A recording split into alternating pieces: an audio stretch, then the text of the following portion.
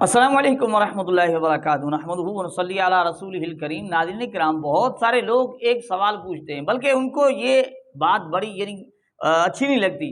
وہ کہتے ہیں کہ بھئی یہ فرقہ واریت کیوں پھیل رہی ہے، یا اس طرح پوچھتے ہیں کہ بھئی آپ فرقہ واریت کیوں پھیلا رہے ہیں۔ یعنی اس طرح کے جو بیانات ہوتے ہیں، اس سے فرقہ واریت پھیلتی ہے اور لوگ فرقوں میں بٹ جاتے ہیں، نقصان ہوتا ہے، امت ٹکڑے ٹکڑے ہو جاتی ہے۔ تو اس طرح کے سوال پوچھتے ہیں، فرقہ واریت کیوں پھیلا رہے ہو، یا یہ فرقہ واریت کیوں پھیل رہی ہے، اس کا سبب کیا ہے، وجہ کیا ہے۔ اب دیکھیں، غیر مقلدین تو عام طور پر کیا کہا کرتے ہیں کہ دیکھیں جی آپ قرآن و سنت کی طرف آ جائیں، قرآن کو مانیں، رسول اللہ کے فرمان کو مانیں، یعنی قرآن و حدیث لے لیں اور خود سمجھنا شروع کر دیں، مولویوں کو چھوڑ دیں۔ جس طرح یہ طالب الرحمان کی آپ نے اس سے پہلے ویڈیوز میں گفتگو سنی ہوگی، اور یہ توصیف الرحمان، یہ جناب دونوں بھائی ہیں، پتہ نہیں کیا کچھ کہہ رہے ہوتے ہیں علماء کے متعلق۔ مولویوں کی بات نہیں سننی، یہ جہنم میں چیخ و پکار ہوگی ان کی، لوگ دیکھیں گے بڑا مفتی صاحب آ رہا ہے، بڑے مدرسے والا ہے، وہ جہنم میں جل رہا ہے، اس طرح کی باتیں۔ اور وہ جہنمی کہیں گے ان مولویوں کو پکڑ کے لاؤ، اس کو میں اپنے پاؤں کے نیچے روند ڈالوں۔ اب کفار کی آیات علماء پر فٹ کر رہے ہوتے ہیں، تو وہ یہ کہہ رہے ہوتے ہیں کہ بھائی قرآن و حدیث کی طرف آ جاؤ، یعنی قرآن و حدیث لے لو، خود سمجھنا شروع کر دو، تو یہ فرقہ واریت ختم ہو جائے گی۔ یعنی اس طرح کی ان کی گفتگو ہوتی ہے، حالانکہ اس طرح ہے نہیں۔ کیوں؟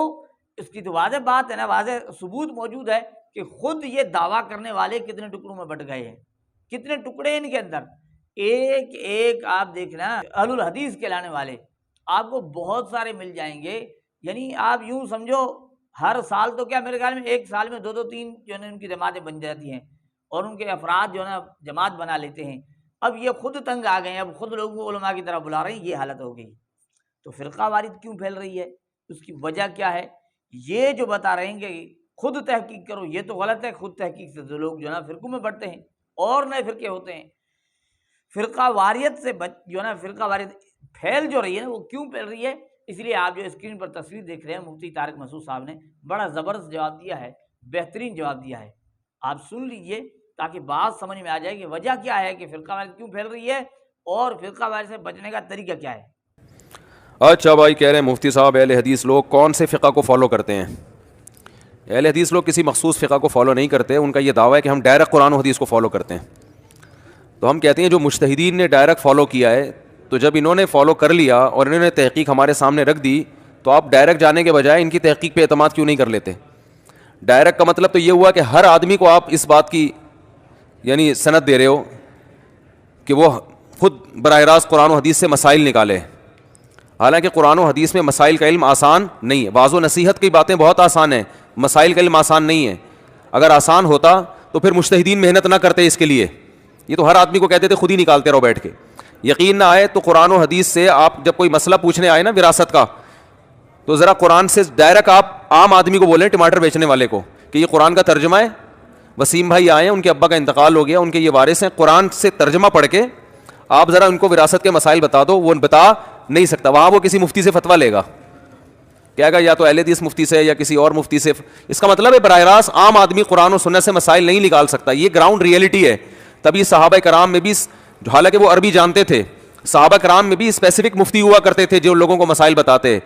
صحابہ کے دور میں بھی مسائل ڈائریکٹ عام لوگ قرآن و سنت سے نہیں نکالتے تھے، چند مخصوص علماء تھے، حضرت ابو ہریرہ تھے، اس میں عبداللہ بن مسعود تھے، معاذ بن جبل تھے، خلفائے راشدین تھے، جابر بن عبداللہ تھے، حضرت ابو دردہ تھے۔ یہ مخصوص لوگ تھے جن کو نبی کے انتقال کے بعد پھر مختلف علاقوں میں باقاعدہ علم کی اشاعت کے لیے بھیجا گیا، لوگ ان سے مسائل پوچھتے تھے۔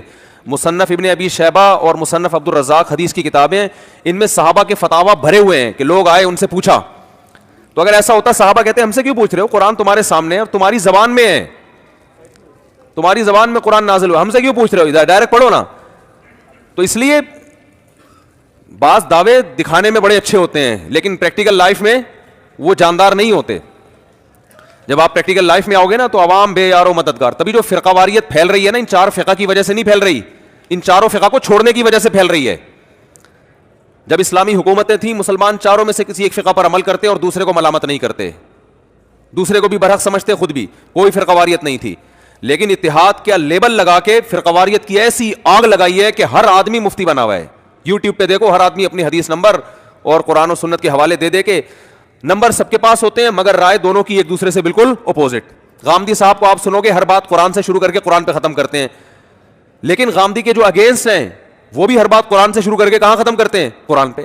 تو اس لیے عام آدمی کو ہم کہتے ہیں یہ ریسرچ کا کام جو ہے نا، یہ 1200-1300 سال پہلے امت فارغ ہو چکی ہے اس سے. جب مسائل بڑے تھے تو امت نے ریسرچ کا کام کیا، بڑے بڑے مجتہدین نے، پھر امت نے کہا انہی میں سے کسی کو فالو کرو بس. اب نیا کوئی فرقہ بنانے کی ضرورت نہیں ہے، بنائیں گے تو وہ ٹوٹتا چلا جائے گا. تبھی جس نے بھی قرآن و سنت کا لیبل لگا کے کہا کہ یہ چاروں فرقہ غلط ہیں، ہم قرآن و سنت کی بات کرتے ہیں، تو وہ قرآن و سنت کے نام پہ درجنوں فرقوں میں بٹے ہیں وہ. تو سامعین و ناظرین، آپ نے سنا کہ مفتی صاحب کی گفتگو سے یہ پتہ چلا کہ تقلید کو چھوڑنا فرقہ واریت کا پھیلنا ہے. فرقہ واریت بنتی تب ہے جب بندہ خود اپنی مرضی کی تحقیق شروع کرتا ہے اور جو جی میں آیا اس طرح سے مسائل حل کرنا شروع کرتا ہے اپنے فہم اور اپنے سمجھ کے مطابق. وہ گمراہ ہوتا ہے، گمراہیاں پھیلتی ہیں، فرقے بنتے ہیں، امت میں ٹکڑے ٹکڑے ہوتے ہیں. اللہ جل جلالہ ہمیں اس طرح کی تحقیق، یعنی نااہل ہو کر خود تحقیق شروع کرے اور ماہرین دین کو چھوڑ دے، تو اس طرح کی تحقیق کی اللہ جل جلالہ بچائے. ہمیں ائمہ مجتہدین کی تحقیق پر اعتماد کرنے اور اس پر عمل کرنے کی توفیق عطا فرمائے.